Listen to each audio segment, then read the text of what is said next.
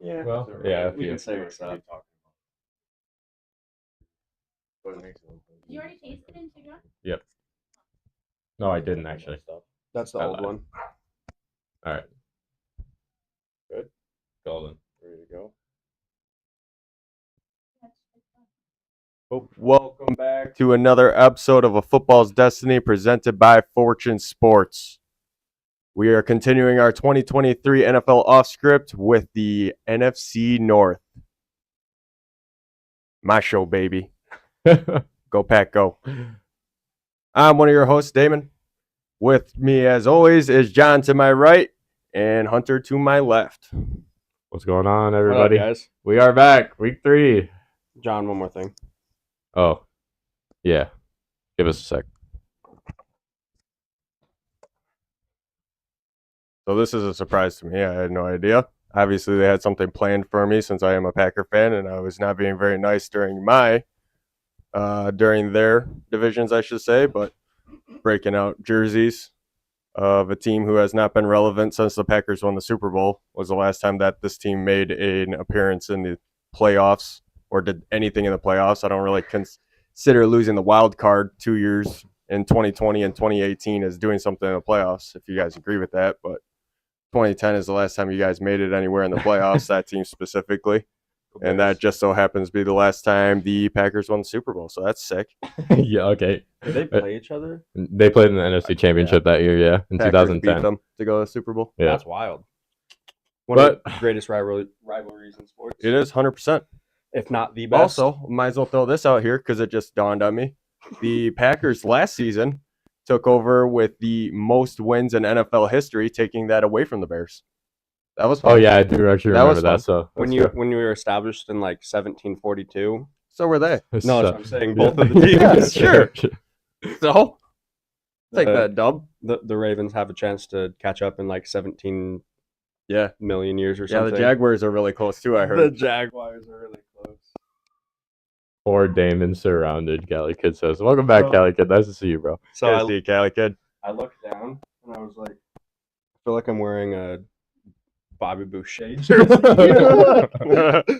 That would be sick if you were. Probably get a Bobby Boucher jersey. Let's go, Mud Dogs. Go Mud Dogs. Alrighty. Yep. Mama say. This is our NFC North episode. Obviously, we went a little ham on the Bears decorations, but ultimately, this is Damon's episode as he is big Green Bay Packers guy. I am. It's Shout so nice of you guys to do all this lovely decor since I didn't hang up any Dolphins gear during your episode. And I don't didn't- think you own Dolphins. I yet. will be eventually. Now it will be. He's a And I didn't hang up any Giants stuff. I should have Right, hung yeah, up Eagles stuff. Yeah, Would've I was really gonna say killed you. if there's Giants Eagles. stuff on the wall, I'd be like, eh.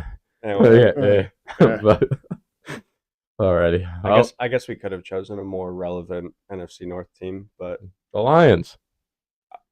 A little bit of foreshadowing there. Yeah, definitely. But it is good to be back. Before we get started, I just want to bring up again, if you've been here the last couple of weeks, I sound like a broken record, but we do have merch out on FortuneSportsCrew.com. The can koozies over there. Sorry, we were kind of slacking this week about our drinking ability. I blame myself, okay? Thank you for admitting that. But so yeah, go to FortuneSportsCrew.com and get anything that you want. We got shirts, can koozies, phone cases, hats, like Damon's wearing right now, and all of the above. But yeah. Damon's hat. Alrighty, I think it's time to just jump right into it. We're going to go in order of the division rankings as of last year. So the first team up is the Minnesota Vikings. I'll go ahead and take her away here. Last season, the Minnesota Vikings were 13-4, which is honestly a little bit better than I was expecting. And Vegas does not like them this year, okay? According to FanDuel Sportsbook, they have their over-under of 8.5 wins. Kind of surprising. That's insane to me. I thought the same thing when I saw that, especially just bringing it up. The lines are at 9.5 as their line on FanDuel. So I was going to say it's a lot of respect to Detroit there. A little not respect, disrespect not respect. to the Minnesota Vikings. But I mean, we'll talk about it obviously, but I do think they maybe got a little worse, and it starts with losing running back Dalvin Cook I mean, he was released, but in free agency, and he's yet to sign to a team. That's obviously the biggest news out of the Vikings, as they did re-sign Alexander Mattison to a 2-year deal. So they think he's the future at their running back position. I don't necessarily know why they decided to just dip out on Dalvin Cook like that, but I wouldn't say that they think that Alexander Mattison is the future for them. They have quite a bit of wide receiver threats. They got rid of one of their veterans, but picked up a absolute beast in the draft. So we'll get there. alrighty. Sorry about that. I just wanted to make sure there's everybody that gets a link to this that they need to. Alrighty. Also, who they lost in free agency includes wide receiver Adam Thielen. He went to Carolina on a 3-year, $25 million deal. He's a little bit of an aging receiver, so it's okay that they dipped on that. Then D tackle Dalvin Tomlinson got a bag from Cleveland, 4 years, $57 million. And then they also lost linebacker Eric Kendricks to the Los Angeles Chargers on a 2-year, $13 million contract. So those right there, 3 of their top 10 players, I think, going from last year, are all just gone with the wind. Biggest loss in your opinion? Dalvin. That's I don't think so. Out of so. those 3? Yeah, I think Eric Kendricks is their biggest loss. See, I was gonna go a different option and say Adam Thielen. I don't really think it's because Adam Thielen is like god tier, wide receiver, but like he was good enough to take pressure off of Justin Jefferson. Yeah. Okay, and now their wide receiver 2 is KJ Osborne, and then they did draft a wide receiver in the first round. Jordan Addison's their number 2 now.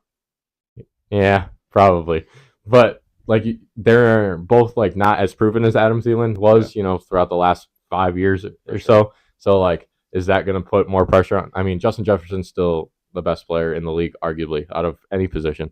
But does he does he take a step back? I don't think so. But I think it'll be more challenging for him to get good looks at least this offseason, or this season, excuse me. So we all think that each of them separately are. Why do you think Kendricks, Damon? I'm curious. He's just been the leader for that defense for so many years, the middle focal point captain, and he was one of the better linebackers in the league, in my opinion. So losing him, that shifts up the whole defense, and you got to figure out who that guy is going to be calling the plays in the huddle over on that side of the ball from now on, and it's going to be tough. It's going to be a tough adjustment. It's got to be. They definitely lost a little bit of other veteran presence, losing Patrick Peterson as well. He is getting up there in age, but he's still proven that he can be one of the best corners in the league. Very, very hot pickup for Pittsburgh, but yeah, I would say we'll touch on that next week. No, Pittsburgh. They also lost 2 other corners in Chandon Sullivan and Duke Shelley, so that's 3 of actually we'll talk about the corners a little bit soon, but that's 3 corners of starters that are just gone. So obviously they have to do something to fix that, and I don't know if they did that well of a job doing that this offseason. But then they also lost tight end Irv Smith Jr. to Cincinnati on a 1-year deal. So obviously losing a lot of big names for them, but they did gain a couple, I guess you can say. The biggest one being Marcus Davenport, defensive end out of New Orleans. He got a 1-year deal. But then they also got tight end Josh Oliver, who kind of got a bag for not being a really big name. He got 3 years, $21 million coming over from Baltimore. Then they also got cornerback Byron Murphy from the Arizona Cardinals, 2 years, $17 million. Byron Murphy's probably the best corner in Arizona, and now he is gone. Yep. So nobody wants to play for the Cardinals. No, that's damn facts. And then they also got defensive end Dean Lowry from the Packers, 2 years, $8.5 million. You upset about that? I'm perfectly fine with that. I mean, it's not like when we lost to Darius Smith to him last year, and then I almost said something very inappropriate, but beat up on Rodgers in week 1. I'll put it that way. Yep. Speaking of Zadarius Smith, he did get traded away from the Vikings to the Cleveland Browns, and for a bag of chips. The Vikings received 5th-round picks in 2024 and 2025.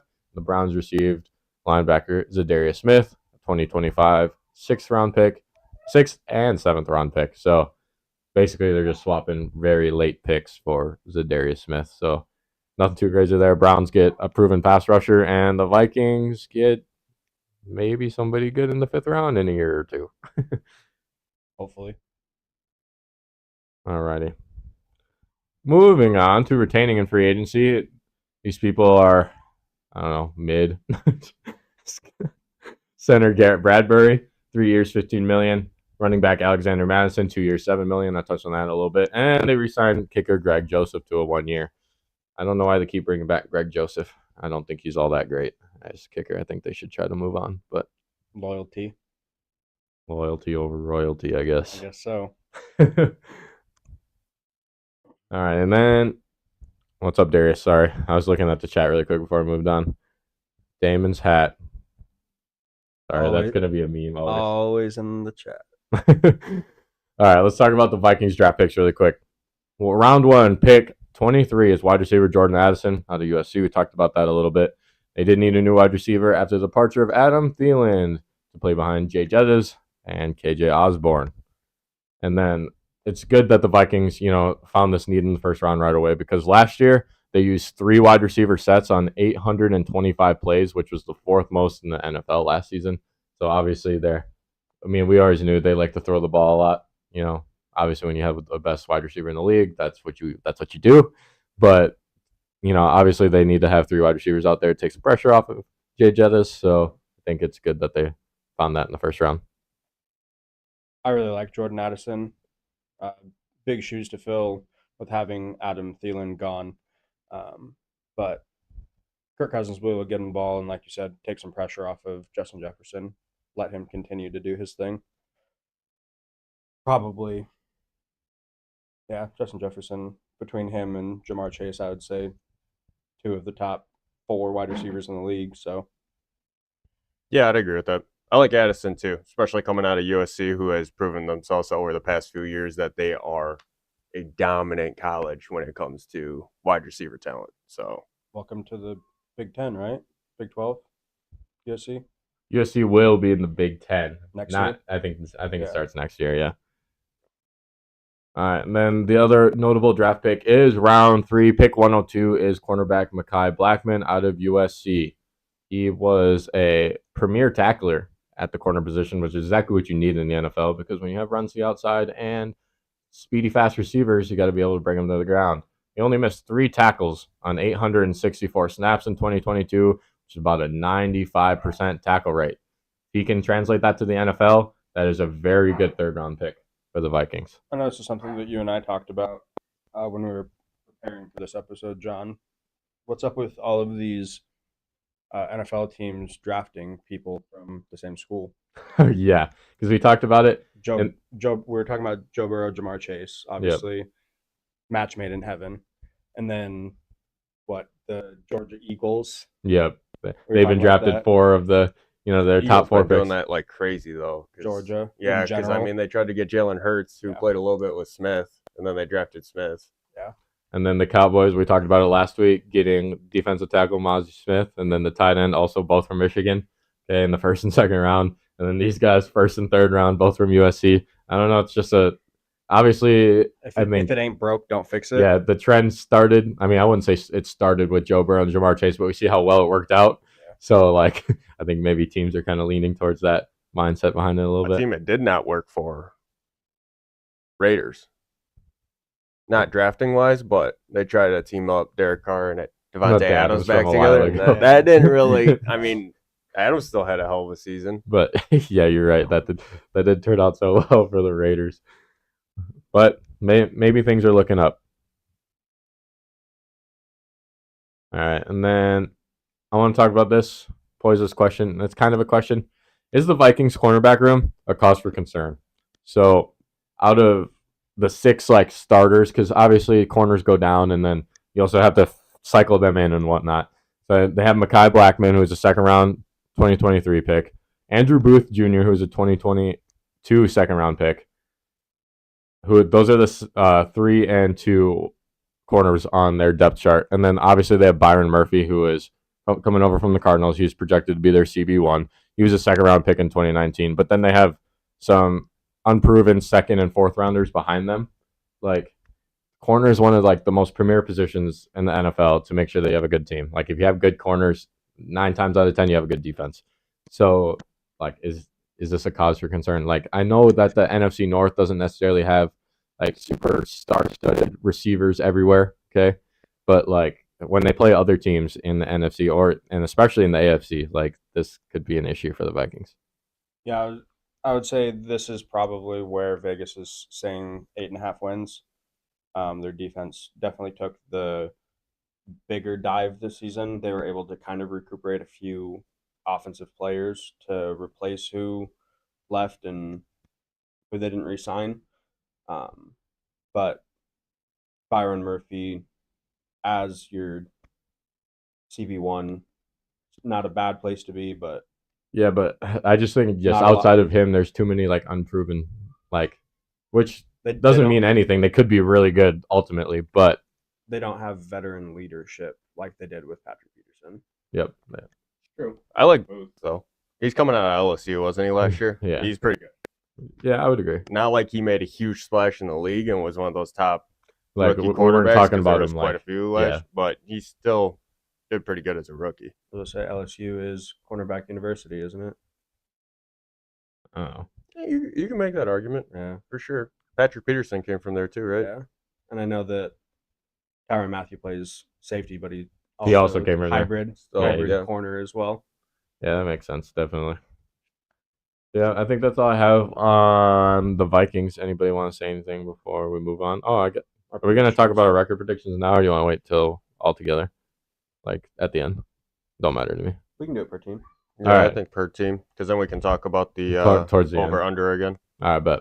So I do have the Vikings taking a little bit of a step back from their 13-4 record last year, but I still think they're going to win this division. I have them at 11-6 and the third seed in the NFC.